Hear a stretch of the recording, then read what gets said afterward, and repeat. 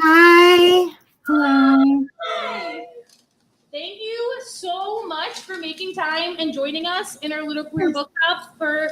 We are so excited to talk to you about this book. Yay. Who has been madly in love with the webtoon for a long time. So glad it's in print, and now I can more easily peer pressure lots of other people to read it, and we get to talk to you about it. Yay. Thanks so much for being here. Of course. Thank you for having us. Yeah.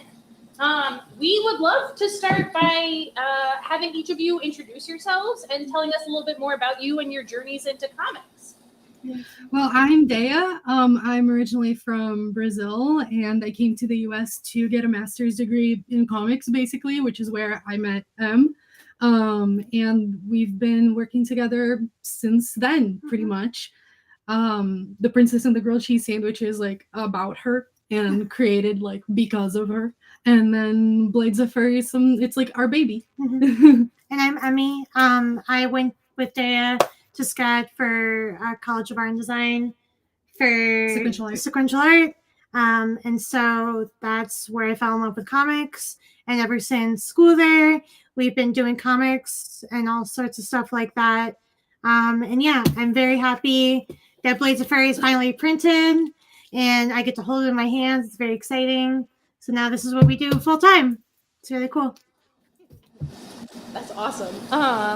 So can you tell us a little bit more about sort of how Blades of Furry came to be, sort of the inspiration behind the story? Blades of Furry started as part of like my thesis for grad school. Like I was doing a thesis on suspension of disbelief.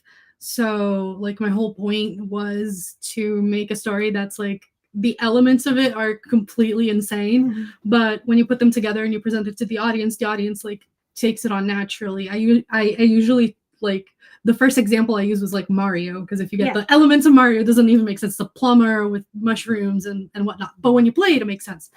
But anyway, I decided to go for all the things that I liked in the moment. So I went with vampire, figure skating. I didn't want to like use real figure skating. I didn't want to figure out the scoring. So I was like, you know what? Battle skating. We'll make them figure skaters, but they're fighting each other. And then she turned me into a furry. So they're furries, and obviously we're gay, so they're gonna be gay. So I just like mushed that all together into one concept, and I made it at first like a storyboard and an animatic of just like Emil and Radu's first little battle. And then we developed the story to become a webtoon.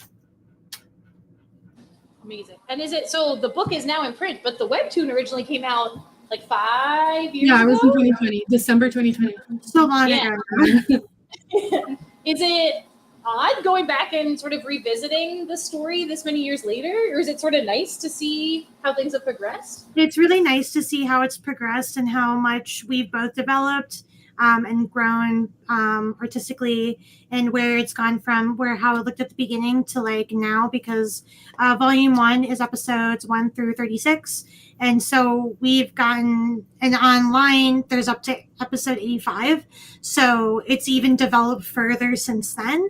And now it's actually really nice to see where we come from as we're working on season 2 of Blades of Furry.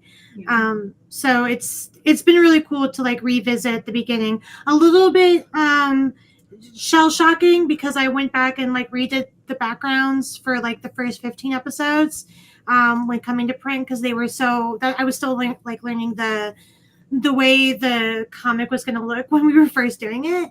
But yeah, it's been really cool to revisit. Yeah, I've been writing, and I worked on the formatting of the book, which I shouldn't have, but I ended up working on it.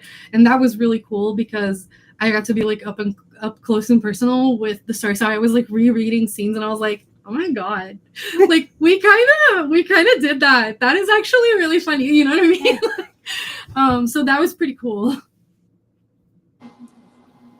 Can you share more about sort of how some of these specific characters came to be? You know, you mentioned fitting a lot of your favorite things all in one book, which I would say certainly like, you know, challenge accepted and achieved. It's amazing how many cool elements you fit in one book.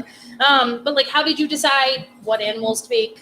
Like, what characters make what animals and their background and So Emil and Radu were the first ones that, well, initially you came up with those two, but then we both developed them together. Originally, Emil didn't have antlers, and I was like, he's a deer. We're going to put antlers on him. But all of the characters have a lot of life experiences with me and Dea. Except with the exception of Sue, who is like, Well, Sue was an amalgamation of, we were like, okay, here's some people we don't like, and we're gonna mush them together. and like she's a lot of the things that we've faced negativity for in our own lives and our careers. So it's like that, and then especially for there's a lot of like with Radu's backstory, there's a lot of Dea in him, and there's a lot of me and Emil. Like Emil only having a mom, basically, is a very like that's very me. Mimi was like the third character that was really important that we came up with. That But Mimi, we came up with Mimi like on the spot as we were like, okay, we're finally going to start writing. Because for the concept of the story and when we were figuring out like the outline, Mimi wasn't even there.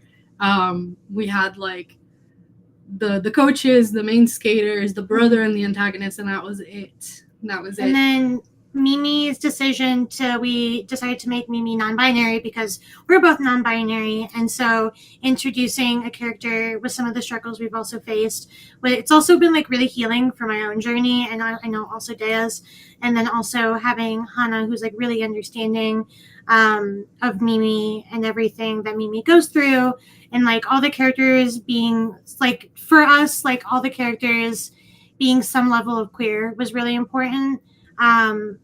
Since like you don't really get to see that in society in general, but like all of our friends are queer and the community we surround ourselves with are queer, so we wanted to like represent that in a book. The default is like straight until proven otherwise, and then at some point, I think when we were in grad school, I was like, you know what, all my characters are gay until proven otherwise. I went the exact opposite with my stuff. And with Jakob specifically, we wanted a character, especially me, to be like take on the father role, and supporting like both Radu, and he kind of also adopts the gang at large into like, oh, I gotta take care of all these children. So basically, like a lot of the characters were some level of either like a self-insert or like wish fulfillment for us. Because it's like, man, I wish I had a brother that could have like stood up, and so we like made a character that, that has the brother, and you know, it just kind of developed like that. We were like, oh, wouldn't it be cool if he had an even taller brother? And we're like, yeah, cool, we're gonna make that happen. With animal choices, very often it's literally like I just look back and go, tell me an animal. And with Mimi, Dea was like, who should we give Emil as a friend? I'm like, oh, Fennec Fox, because they also have big ears. We'll name them Mimi because they have big ears as well.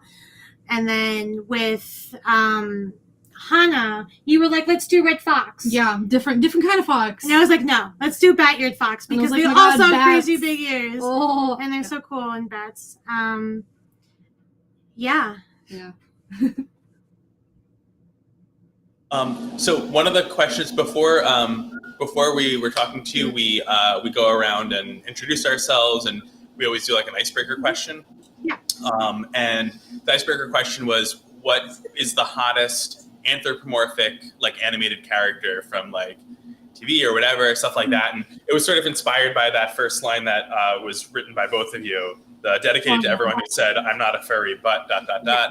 So we were curious if you wouldn't mind answering that question for yourselves, if you're comfortable with it. Oh, yeah. You want to go first? This is actually really funny because we just did C2E2 like a month ago. Yeah, at this point, more than a month ago. Oh, God, it's been a while. Yeah. Anyway, we did C2E2, and at C2E2, our like tip jar was like, who's the forefather of furry awakenings? And at first we had Kovu and Robin Hood, and then somebody pointed out that Spirit the stallion should have been there, and I was like, Spirit is a better Spirit is a better same generation as Kovu, because Robin Hood is like earlier.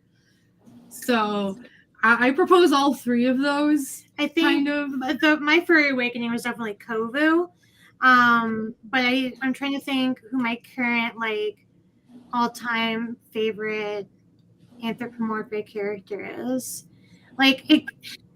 I'm looking at Louis right here from Beastars, just on my desk. I love him so much. He's great. Do you have? Because you also really like Louis. I do also really like Louis. I like the slutty one from season 2. I forgot. Oh, you mean Melon? Yeah. That- Yeah. You didn't get introduced to Melon. No, the season 2 in the show. There- The slutty one. Did Melon get introduced in season 2? Yes. You're- Yes. You're- Okay. Thank you. Yes. Okay. I didn't know if Melon was introduced in season 2. How else would I know her? I don't know. I've read all the manga. You haven't. I know. So I know. Well, thank you. Yeah, you hit. I think Spirit was the only new one that didn't come Yeah. up in our powwow here, so that's awesome. Which is Yeah. funny because he's the conventionally attractive horse from the meme. Yeah. I mean, there's the hot fish from Finding Nemo. Yes, Willem Dafoe, the hot fish. The hot That's also fish. pretty- I'm thinking the one that's Angelina Jolie from Shark Tale. Oh, yeah. Yeah. We have a lot of Lola Bunny Yep. from Yes, Lola. Oh yeah. Lola Bunny. And I mean, they did make They did make Judy Hopps. Judy Hopps kind of she's kind of thick. Like they She's did cute. that on purpose. like Robin Hood, like the Fox Robin Hood and Mary. Those are some great characters too. Yeah. Kelsey, do you want to ask about bats? Oh, I just Yeah. So I'm a biologist with a background in bats. Mhm. And I'm curious if no. I'm so ready for this question. Okay. Nothing but absolute love. I'm curious if you specifically were looking at bat species when you were modeling, well, any of them really, but specifically Rodoob. I'm just very curious as I was reading it, and I see your flying fox tattoo as well. So I was curious if that contributed at all. Yes, I specifically wanted Radu to be a flying fox, Mhm. but like, I wanted him to look like a flying fox, but then I put some kind of like not realistic genetics into it, where like he's a flying fox, but he's a vampire bat, and I know that flying foxes are not vampire bats whatsoever. I know that most bats just eat fruit and stuff. Guava. Guava, maybe some bugs. But I was like, oh, but I want there to be like a vampire element, so we're just gonna like make the and like it's gonna be kind of like it's part of his like disguise is the fact that he looks like a traditionally not vampire bat. So that's like why it's kind of easy Mhm. for other people to like buy that he's not a vampire, even though he like plays it up. But yeah, I thought about that, and then for Vlad, We wanted to give him the leaf nose. we wanted a leaf nose. Yeah. We were just like, he needs to. I don't know if anybody has ever watched the Frederick Knudsen, I think.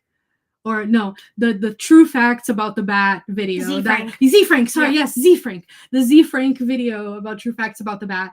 The guava thing, we had one little thing because one thing in the book about Radu's father eating guavas. Yeah. And that was specifically a reference to that video. And I wanted to have the leaf nose bat because of the jokes in that video about the like people call me fuckface. Yeah. I thought it was really funny. And I also think that leaf noses are so cute. They're really I cute. love them. So yeah. I really appreciated the leaf nose bat because you're right, they're just so cute. Do other folks have questions? I have a question. Yeah, please. Okay. On page 225. Okay.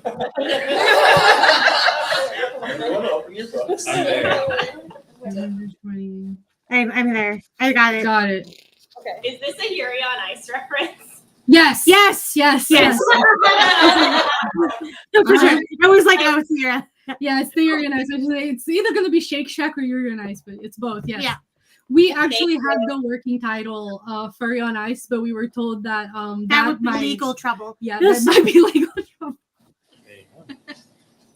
I love that. I appreciated that so much when I was reading. I was like, wow, this really reminds Yuri on What? Ice, and then I read that line. I was like, oh my god. That was made for the Yuri on Ice fans. Because we like after we met each other, we decided like because we were both on a less weeb Yes. phase of our lives, and we were like, you know what, we should watch more anime. Neither of us had watched the gay figure skating anime, so we did. Yeah. And we were like, this is amazing. And then I became obsessed with figure skating in general, and that's how this ended up being about figure skating. I love that, and I love that you leaned into it. You kids were born to make history. That's literally like the theme song. They just say that over and over. Got it. Yes. I love the song. We love it so much.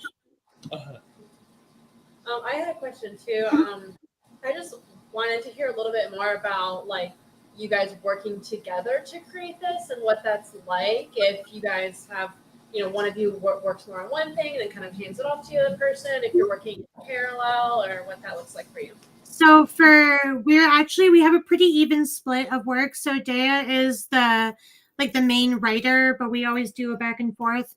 And she also Basically like I'll bounce like the broad ideas off of M and go over like the general plot, but I'm the one like breaking it down into episodes, dialogue, because it comes out online first. I need to make sure like it fits into like how long we're supposed to make an episode. Also to not overwork either of us. So I do that, and then I do like the sketching, figuring out the layouts, and I do the lettering, and then I pass it off to M. where I then do the inks, the colors, the shading, and making it all pretty and sparkly. Yeah. So while I'll be working on finishing up an episode, Dea will already be going to lay out episodes. So it's like it's a good like handoff situation. Yeah. And it is very sparkly. I love how like sort of Sailor Moon some of the background felt with the roses and everything in the romantic moments. Love that stuff. One of my biggest inspirations growing up was Oregon High School Host Club. And I love it dearly. I also have a guilty pleasure of loving Junjo Romantica, which is like a classic BL for me. So like putting the flowers and making everything sparkly and cutesy colorful. I grew up on like thing. Clam and Sailor Moon and stuff. So, and like Fruits Basket, a bunch of shoujo, and they all were sparkly, flowery, and I love the aesthetics. So. I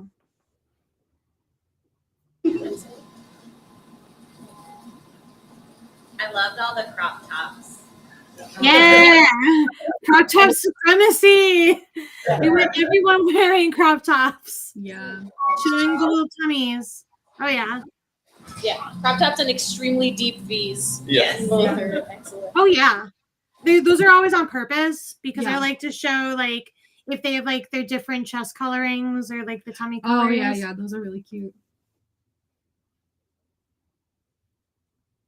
Really loved. It's just like the extreme facial expressions, which again like comes a lot from a lot of manga, anime, animated stuff in general, doing the same thing. But Emil, I think, was the most sort of extreme in this, especially while he was originally lusting after Radu and everything, and his face sometimes with the little ghost coming out of his mouth is probably one of my favorite ones. And he's like, it's awesome. So just Dea's like god tier at expressions and anatomy, so I love whenever she'll send over an episode, and that's my first time like reading it with like the pictures and everything, and seeing it, and I'm like cackling and all of Emil's expressions, because he's very expressive. He's definitely the most expressive, I would think, next to Mimi. Yeah. Mimi's also pretty expressive. I love Mimi's gremlin faces that they do so much. So. Yeah, and I like how Radu like is a little bit less expressive, but when he does get like super cute about a meal or whatever, it's like those big eyes and oh yeah, his like the wiggly ears with his big eyes, like I'm just a baby. There's one expression that I started doing after we adopted our second dog, because she makes like the most pitiful baby face of like, I am suffering so much, and I started drawing that for Radu at one point. I love that.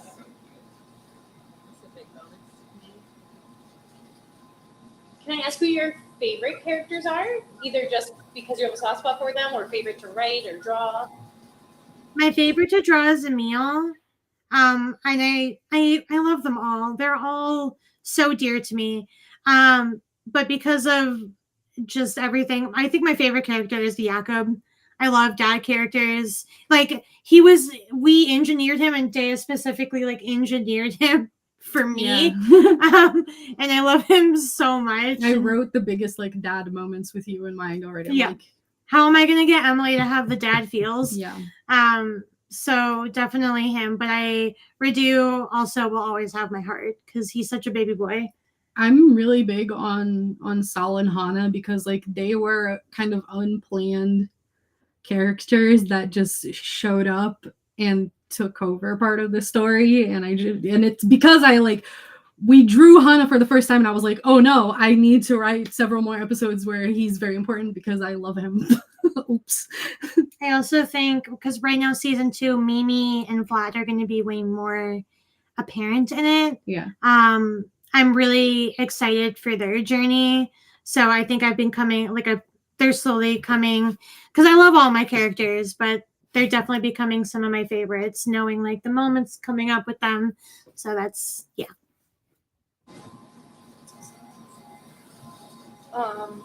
I know that you mentioned Dea becoming just obsessed with figure skating, but knowing that you wanted it to be like figure skating plus in the book.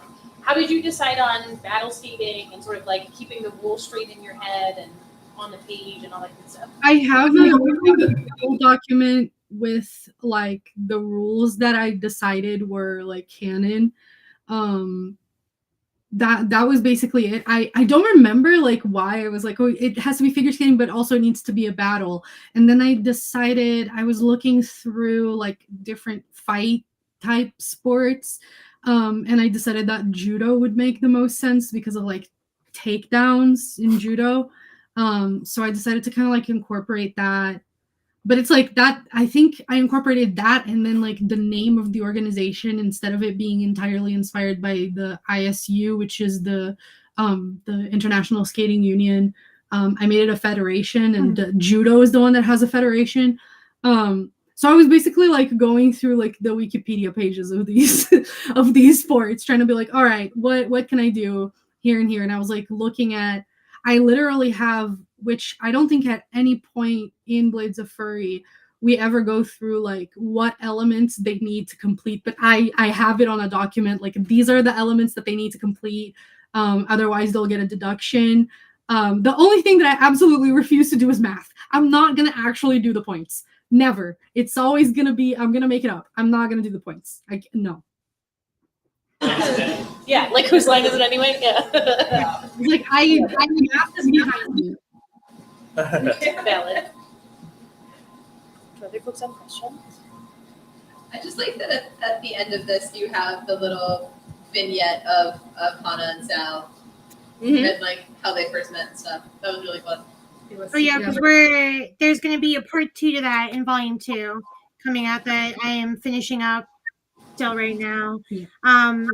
Because that's one of the, I think what our fans really wanted a lot was to know their coming together story. Yeah. So we're like, okay, we'll give that to you, I guess. Yeah, it was a discussion if we were gonna kind of make it a recurring flashback type of thing in season 2 at some point. But then the opportunity came. They were like, "Oh, can you do like an extra story?" And we were like, "Hey, we got like this perfect thing for it." So I remember we talked about it. It was during our move from our last apartment to this house. yeah, I told you the whole story. The whole story that you had worked out in your head. And I was like, wow. I just great. had it in my head for the longest time. I hadn't even written it down anywhere. I just knew it. Can I ask what you're most proud of from this book? Oh, for me, it's definitely the growth, like seeing how different, where we came from, and then like how it looks at the end. Because even from episode 36, like we're both still improving. And I think like not keeping us held back to like how it looked at the beginning has been like really helpful for both of our like artistic journeys. So just seeing the like sheer amount of work that this book encompasses, and it's like, oh, we've done a lot of work, in the past couple years. I think that's been like definitely the proudest thing for me, like seeing it like a physical manifestation of how much work we've done. I mean, it made me happy to see our little furry gay guys at Barnes and Noble. You know? Yeah. It's like, Yeah. yo. Yeah. Are either of you able to share about any upcoming projects or more about maybe season 2? So we're working on season 2 right now, and we're also kind of working on volume 2. Yes. Volume 2 will be basically the entire rest of season 1 that's currently available on Webtoon, plus the end of the Sal and Hana story at the very end. Season 2 is eventually coming, but writing it has been significantly more difficult than season 1. We have a large cast, but we're adding. I'm so Yeah. excited for Some new some characters are very characters. exciting. But like season 1 started as basically like I was only thinking Radu and Emil, and any other characters were like in service of Radu and Emil. And then for season 2, there's so many people and so many things going on. I'm like it's struggling a bit more to keep track of everything, but it's coming. It's I'm gonna be really exciting. excited for like the new main character that's gonna be there. Her name is Abigail. and Yeah, she's been hinted at a little bit. She has been. Not in. I don't think she made it to volume 1. She would No, be in volume 2. should be in volume 2. But I'm really excited for her. And then there's going to be a new Bat character that we're very excited about. 2 new back characters. Oh, 2. We had 2 new Bat characters. Sorry. Dog is also very excited about it. Yeah. I guess we can share. Oh, sorry. you can- Oh no, please go ahead. Can you close the door? I don't know what she was gonna say. I was gonna say, but so we can share. Vlad's coming to the GBSF, so you'll see. Whoa. Yeah. Nice. The brother, Vlad. Oh, Yeah. I have the tennis Well, yeah, because the volume ends on Emil going like he has a brother. The Yeah. brother is gonna be more important in season 2. So. Yes. I have the tiniest little thing that I just want to say I love is a detail that made me fall over the characters. I loved on page 49, Radu crying over the juice boxes not being delivered on time because I went, oh, he's type 1 diabetic. I love him. Yeah, exactly. He needs his juice boxes. I know that is not necessarily the allegory being told here, but it did immediately make me fall over. No, but like, a big part of us for writing this was. I mean, the big part of like making them furries and making kind of a lot of it very like not real, Yeah. is that it opens up for like more relatability, sort of like for different kinds of people. So to we relate to really, it. I really love that you were able Yeah. to relate to that. I love that. Because that's that like her thesis was on why like furry animals are Anthropomorphic characters and visual media. and like why they can allow for like more people to see themselves represented in the character, because like that character is not anything specific that's real in the real world. So like I know that a lot of people have like read this story, and considering all of the hot garbage going on in the world, they're like, oh, this is about trans people in sports. And I'm like, honestly, I didn't think of that in like when I was coming up with it at first, but that totally makes sense, you know? So, you know, that was kind of the goal with making it so crazy. Yeah. So I will say, earlier in our club history, we read what stands as I think one of the most popular books we've ever read among any of our book clubs. A little title called The Princess and the Grilled Cheese Sandwich. Yeah. So I think, that's the one. More cheese puns than I think any of us anticipated in the best way possible. Yeah. She made grilled cheese for that. We did, yeah. Yeah. We made 90 small grilled cheese sandwiches for our book club meeting that month. Since I know Daya, you weren't able to join us, but tried in our best way to make a consolation prize. It wasn't as good, but we did make a lot of grilled cheese sandwiches. Yes. Yeah. Amazing. 860 of the 90 grilled cheese sandwiches. That was such a good book. I mean, it's been a little while since I read it last, but like 4 hours. thank you so much for that book. It's incredible. I mean, just the whole thing. I love, the difference between that and this, of course, is that Princess and Grilled Cheese Sandwich is contained. It's a nice, beautiful story. I don't know how many nice things I can possibly say about it right now, but truly incredible. So thank you for that book. It's amazing. Thank you for I just reading. loved it because it was so, I thought it was such a wholesome, cute story with all of the cheese puns. Yes. I have a 6-year-old and a 9-year-old, and they have taken it off the shelf. So, and we read it so many times that the cover's about to fall off. And yes, it's so, they read it and they read it aloud and cackle at it. And then they go around and tell everybody the cheese puns. And my 6-year-old is like, Mommy, they're both wearing wedding dresses. She's like, they love everything about it. So cute. That's so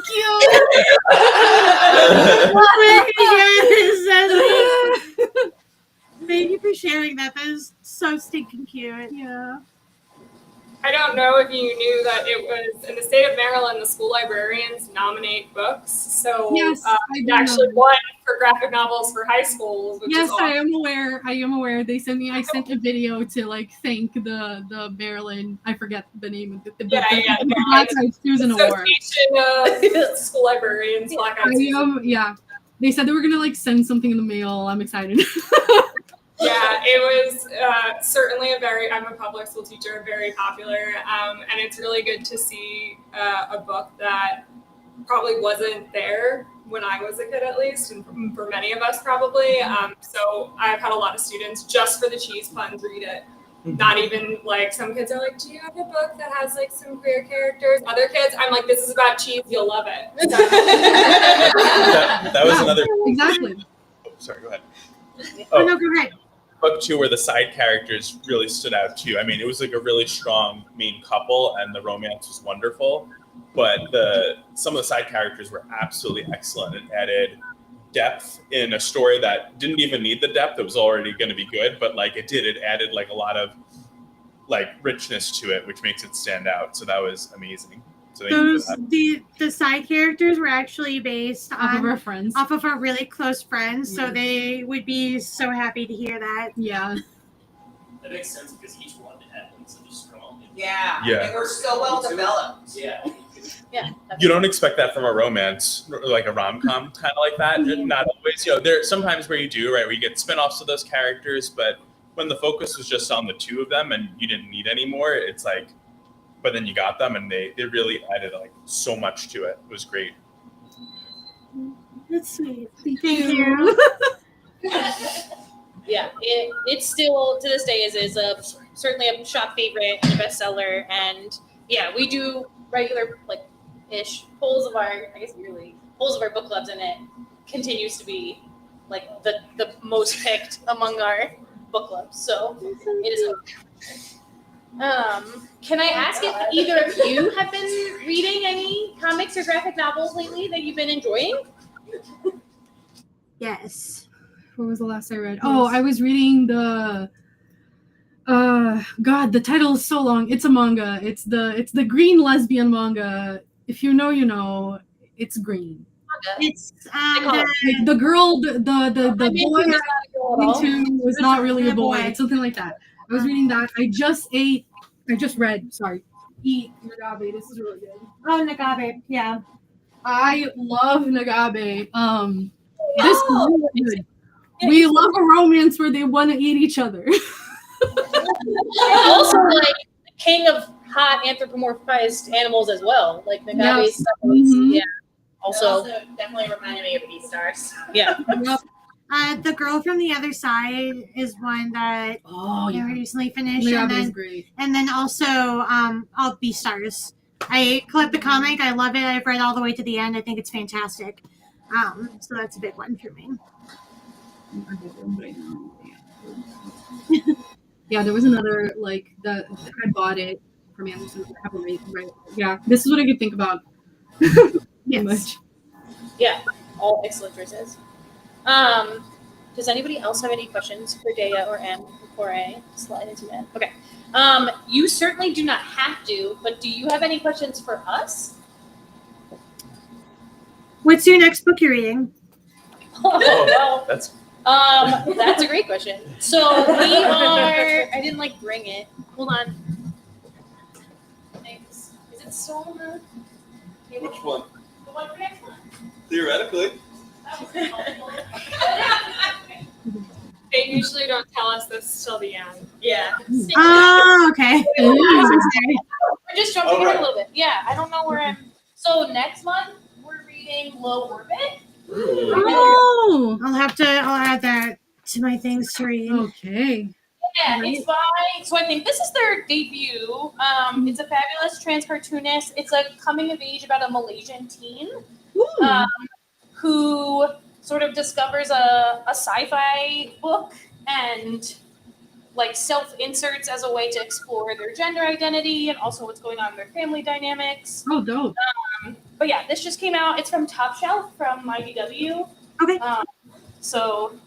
And they printed our favorite book, Cosmonites. So we generally anything by Hand Up. So we give Top Shelf some props. Top shelf. Yeah. But yes, yeah, this is the solo debut from Casimir. But anyway, so this is what we are reading next month. Well, thank you. Yeah. Do you have any other questions for us?